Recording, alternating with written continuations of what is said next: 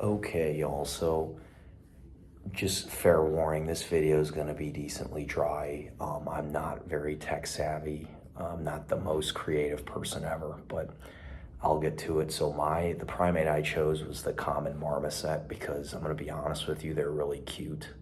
That's the main reason I chose them. They're extremely small, and I'll get to those numbers soon, but they're tiny and they're real cute. They have like an afro of hair coming out, and they have a super long tail. It looks hilarious.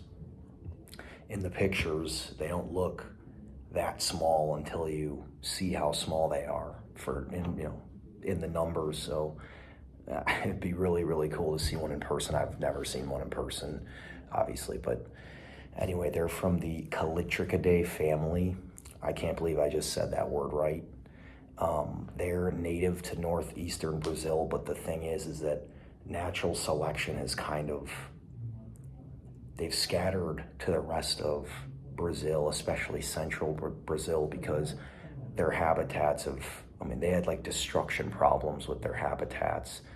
Basically, like they just sort of migrated everywhere in terms of just natural selection. So naturally needing to survive, they weren't really able to stay in one place.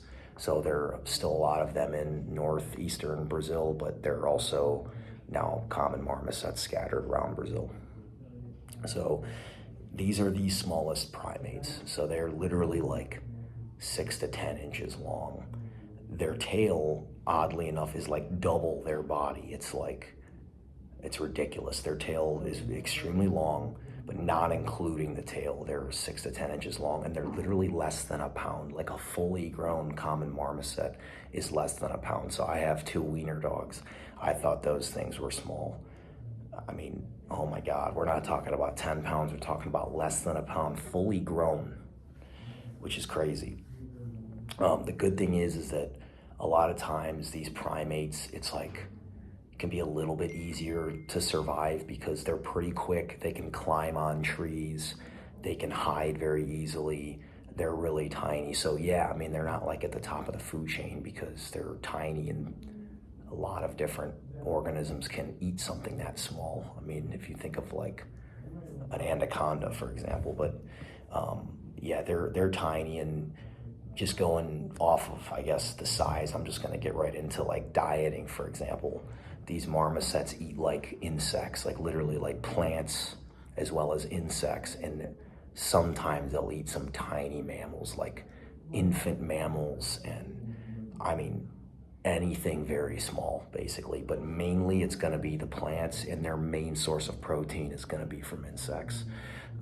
So I thought that was pretty cool and pretty logical if you think about how small they are. But these primates live in groups of like 3 to 15 now.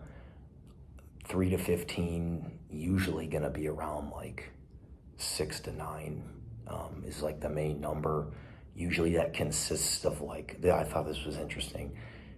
Their social groups and their social hierarchies very much based on like reproduction status. There's always like one breeding male and female, and then a lot of times there are other females in the group, and they don't breed with the other younger males that they're closely related to. And then most of the males leave their mothers once they reach adulthood and go try to breed on their own. So that's how that works. It's usually it's almost like parents and then one big family of like brothers, sisters, daughters, whatever it is. Excuse me.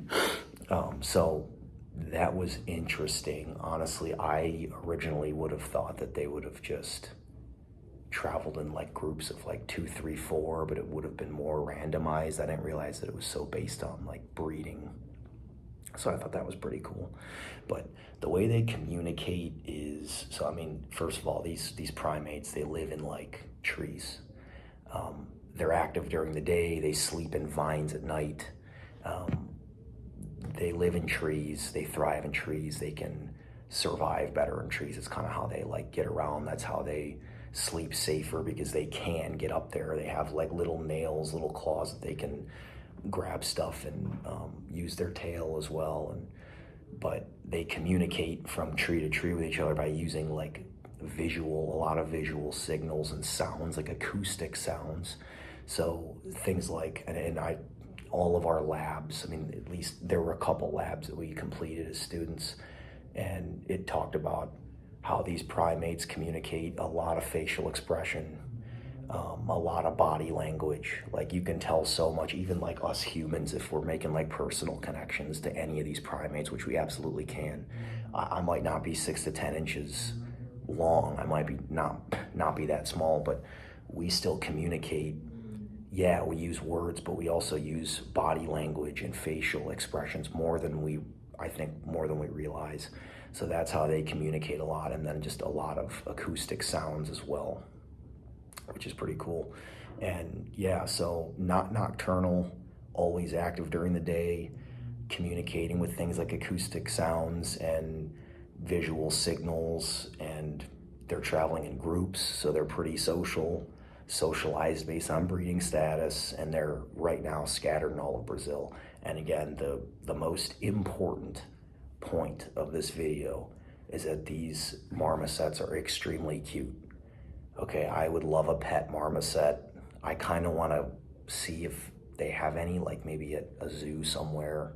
I haven't been to a zoo in years, so I guess I don't really have a concept of like what we can have at zoos, but oh my God, adorable. I actually should have put a picture on here, but that'll do it. So that's all about the common marmoset. Those are the basics, and yeah, it was fun learning about them.